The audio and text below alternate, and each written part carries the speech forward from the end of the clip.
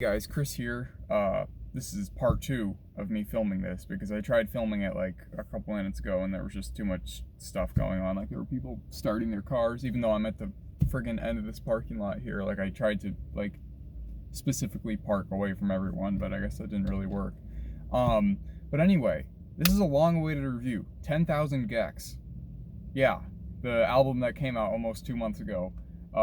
And basically the biggest fan of 100 gecs, and yet I didn't even review it when it came out. So that's stupid. But anyway, I'm going to talk about that album today. I got my 100 gecs shirt on.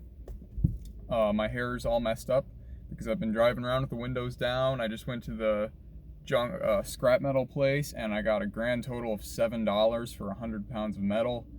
So I thought I was going to be having a little, bit more money this morning, but that's okay.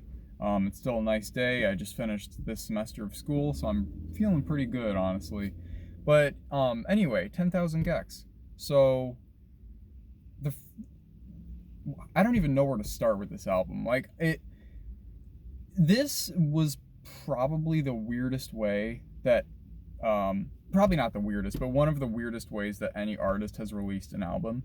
So they came out with their first album was technically in 2017 or 2016, the just self-titled EP. And then they came out with 1,000 gecs on May 31st, 2019. And then for a while, it was really quiet. They dropped like the remix album, like 1,000 gecs and the Tree of Clues. And I've only actually listened to that once, because it's just remixes. I don't really care too much for remixes. Not that the 100 gecs versions weren't good or anything, it's just remixes in general I don't really like.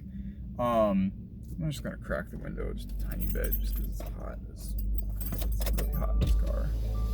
And I think the radio is gonna go off again, so I better open the door. There we go. This car's weird, I love it. But anyway, so it was kind of quiet for a while. They had like a couple singles, like, they didn't do a cover, but it wasn't like a remix. It kind of split the difference between One Step Closer by Linkin Park, and there's some dickhead flying a drone in this parking lot. Nice. But yeah, so that came out, and then there was their Christmas song, or I think the Christmas song came out first, Sympathy for the Grinch. But after those two, it was quiet for a really long time, and then they started touring for 10,000 gecs, and they were like, oh, I don't know why I'm saying it like a condescending voice. It's not really, it probably wasn't their fault, but they were like, oh, new album coming early 2022. So I was like, hell yeah. And, they had the tour for it. I saw them on tour. They were awesome. They played a bunch of their new songs, and I was like, oh, this could be awesome. This could come out, early 2022. So January of 2022 went by, February went by, March went by. I was like, okay, we're a fourth through 2022. Technically early 2022 could be as late as June, but still, I had a feeling it wasn't going to come out, and it didn't. At the end of, and then in April, they released Doritos and Fritos, which was nice. Which actually last year, for my 2022 Spotify Wrapped, that was my number 2 played song. And for whatever reason, number 1 was Dang Me by Roger Miller. I've listened to that song a lot, but I didn't think it would go over Doritos and Fritos, because I listened to Doritos and Fritos a ton. I love that song. But anyway, after Doritos and Fritos, it was really quiet from them. And then, all of a sudden, they released another EP, called Snake, I think it was called Snake Eyes. Yeah, it was called Snake Eyes. And that had 3 new songs. New songs. There was Hey Big Man, which they played on tour the year before. There was a redone version of Torture Me, which Torture Me is a great song. I love that song. And it featured Skrillex. And there was a brand new song, fully new, called Runaway, and that's good too. And then they said, 10,000 gecs on March 17th, and then March 17th came, and yes, it was released. So yeah, it was a bit strange kind of a release, not pattern, but way they did it. But I'm not complaining. It's a really good album. Each song off this album, there is not a single skippable song on this album. Unlike 1,000 gecs, where most people will skip I Need Help Immediately because it's just kind of like a joke track, but not like a good joke track. You know, like there's a couple I would almost consider them joke tracks on 10,000 gecs. Frog on the Floor. I adore that song. I love that song so much. It's literally just about a frog on the floor, plain and simple. And I think you could almost consider I Got My Tooth Removed a joke song, but I mean, not really. I mean, it's literally about, you know, getting a tooth removed. But it has a very just mellow sound to it.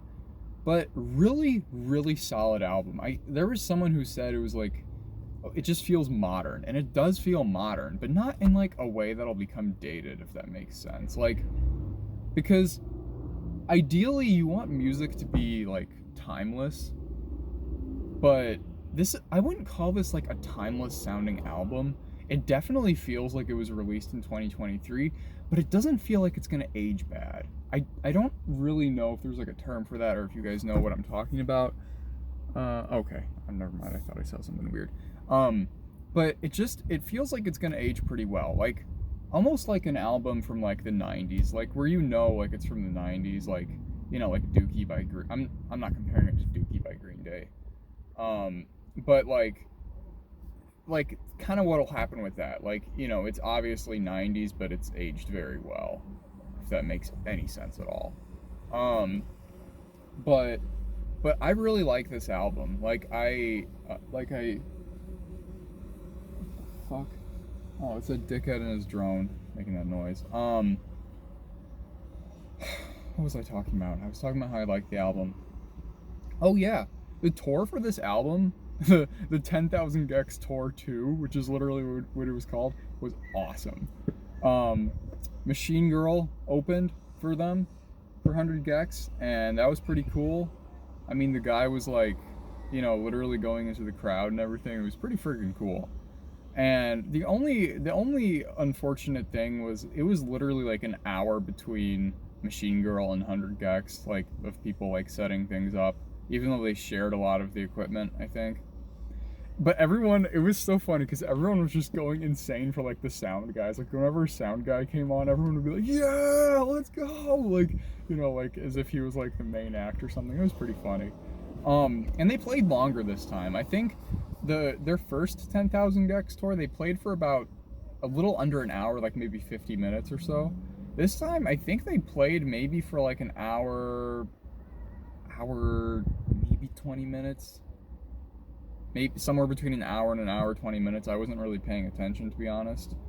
And I could probably find how long it was, but I don't know. It was really cool. It was really, really, really, really, really cool. A lot of strange looking people there, but I mean, that's just 100 gecs fans. But anyway, back to the album. So I don't even know, like, I would do like a track by track analysis, but I don't think that'd be very interesting as it is. I mean, you're just hearing me ramble about this, but I would go out and listen to it if I were you. I hesitated there because this album, maybe you wouldn't like it. I mean, my viewership is probably somewhat wide, so not everyone has the same music taste as me. But if you're into sort of just weirder music, I would totally like go and listen to it. Like, it's only 26 minutes long, I think, and 26 minutes. Is it 10 songs? Dumbest Girl Alive, 757, Hollywood Baby, Frog on the Floor, Doritos and Fritos, Billy Knows Jamie, $1 million, Most Wanted Person in the United States, Got My Tooth Removed, Me. Yeah, it is 10 songs. So that's averaging like 2.5 minutes a song, roughly. So it's a good album if you have no patience. But what would I rate the album? And here's the real question: what would I rate the album compared to 1000 gecs? So I don't remember what I rated 1000 gecs a very, very long time ago. I remember reviewing it way back in like 2020, but I don't think I gave it a good enough review because like I had only been listening to 100 gecs in general for like a week by then.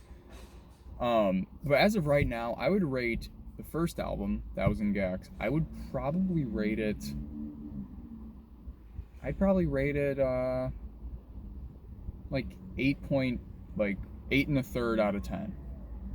No, no, I wouldn't. I'd rate it like 8.5 out of 10. I don't know why I said 8 and a third, but yeah, it was really solid. Again, like there were just parts of it that felt like, haha, okay, like I need help immediately. And the first part of Gek Gek Gek, because Gek Gek Gek is a beautiful song at the end, but the first part of it is just like instrumental kind of nonsense. But I guess that's what adds to 1,000 gecs.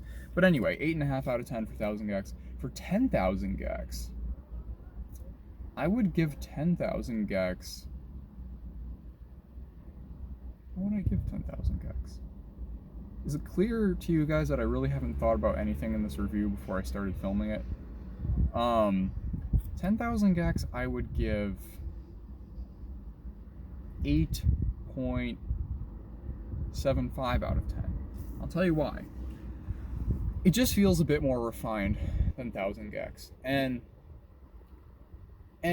it's kind of, it feels like an alternate reality in which I'm saying that, because when I first heard, and when many people first heard 1,000 gecs, it was like nothing they've ever heard before. So if they did release something like 1,000 gecs again, where it's just this like insane, just crazy album, like just batshit crazy album, people would probably rate it similarly, right? But only because it's like what they're used to. But because 10,000 gecs is such a different, like it goes in such a different step than 1,000 gecs, like I have to treat it a little bit differently and treat it as like an actual album, because it does feel like an actual album. Like it doesn't feel like a joke, which it's both a good and bad thing that 1,000 gecs felt like a joke album. But it just feels a little bit more put together. It feels a little bit more grown up. It feels pretty much just as vulnerable as 1,000 gecs did, which is kind of, I was watching a video about 100 gecs, kind of, not like a documentary, but just, someone kind of talking about them. And they said like vulnerability is a key pillar of 100 gecs music. And I was like, oh wait, that's true. I never even realized that. But there's like a lot of songs, about just, I don't know, about that kind of. So there's still that, which is good. But it just feels a little more grown up. Which is both a good and bad thing, because I'm sure there are many people that just wanted another 1,000 gecs. And don't get me wrong, I would go for that any day of the week.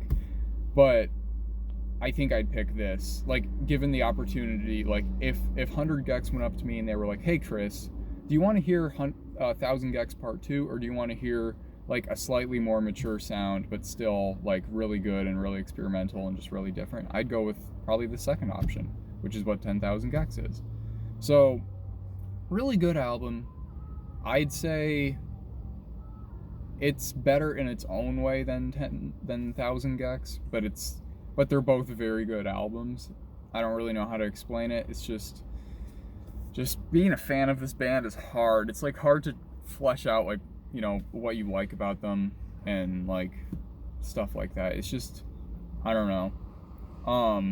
But in July, that'll mean that I've been listening to them for 3 years, which is just insane.